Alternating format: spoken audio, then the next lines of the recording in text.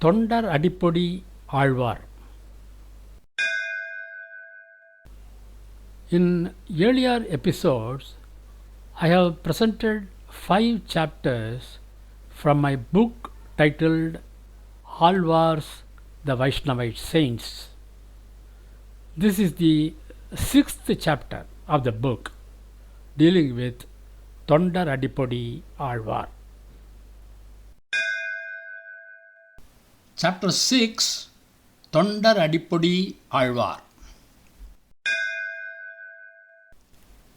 The original name of Thondaradipodi Alwar was Vipra Narayanar. He was not interested in family life. He wished to go on a pilgrimage to many temples. He began his journey with Srirangam. The moment he saw Lord Ranganatha in Srirangam, he wanted to stay there and serve him. Like Periyalvar, he also started making garlands out of flowers for Lord Ranganatha. He created a garden full of flowering plants and trees and stayed in a kudil, meaning a thatched home in that place.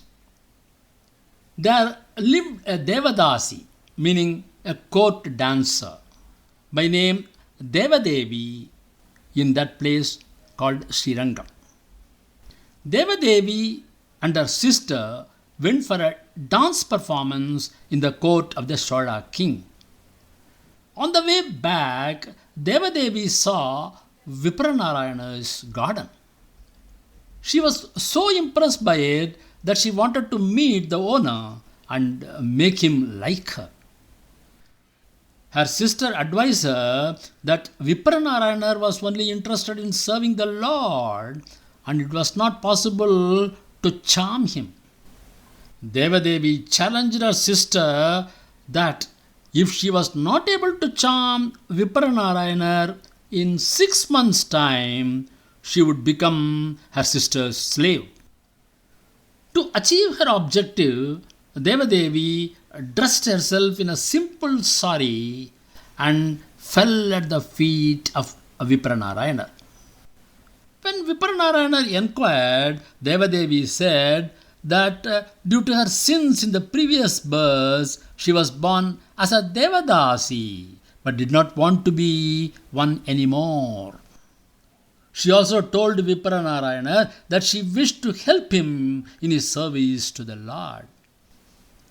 Taking pity on her, Vipranarayana let her water the plants, pluck the flowers, make the garlands, and generally take care of the garden. She did all those jobs to make him trust her. She was permitted to stay outside his kudil.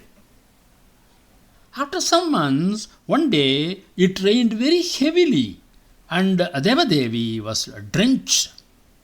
Taking pity on her, Vipranarayana allowed her inside his kudil.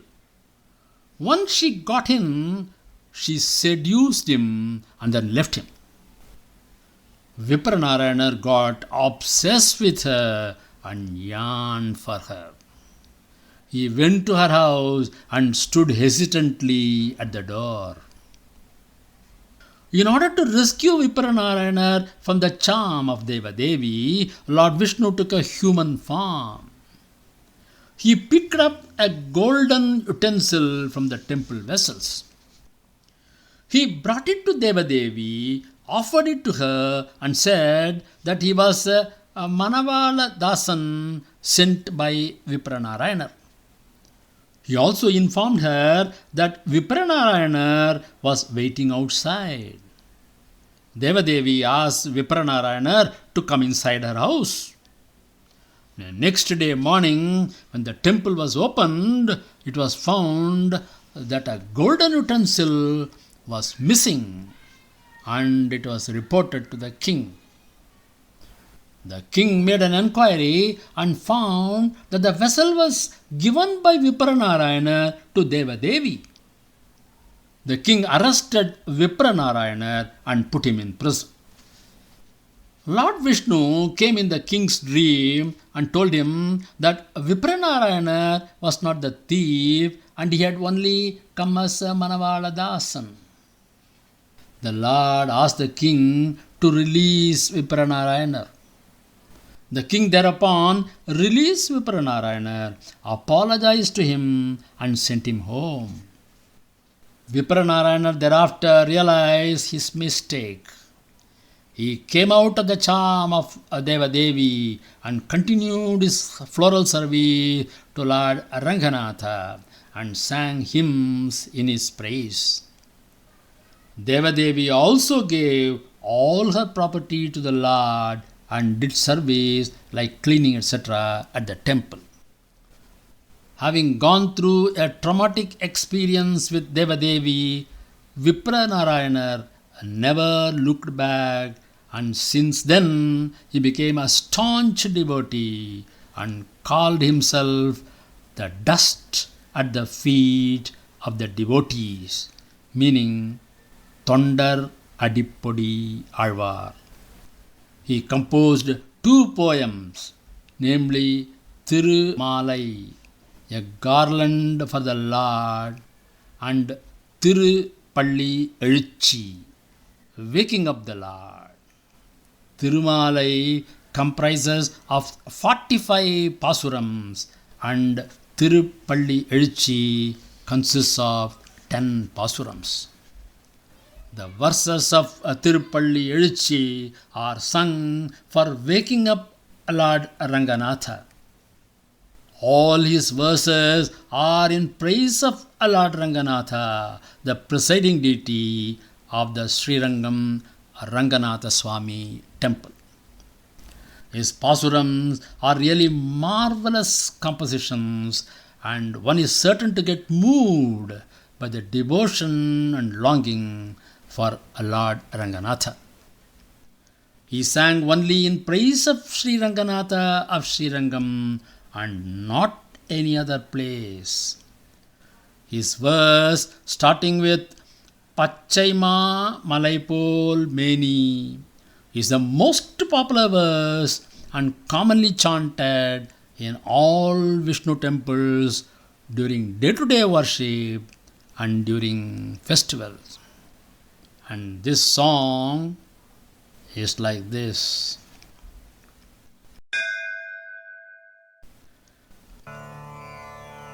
Pachaima Malaipol Meni Pavadavai Kamalachengan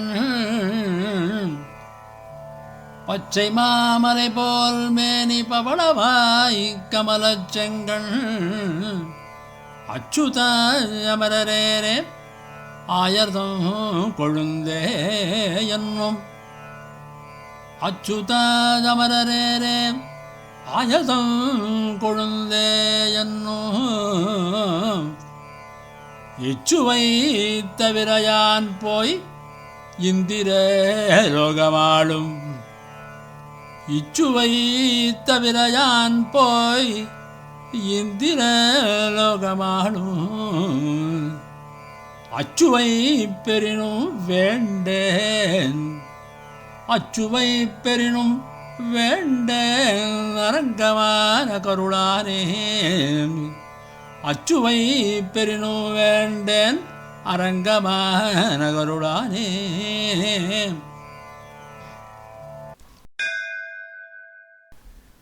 The meaning of this song is, O Lord, your body is like a green mountain. You have beautiful red lips like the ruby.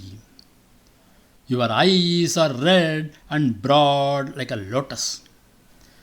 When I rejoice you in this way, even a liberation from bondage becomes inferior. I ignore completely any of worldly joys. I want to live with you, living in Srirangam and chanting your name. I do not want even Indraloka, even if I were to be the ruler of it. For other talks on various topics, hymns, etc., please go through the playlist. I have also published an audiobook on the subject.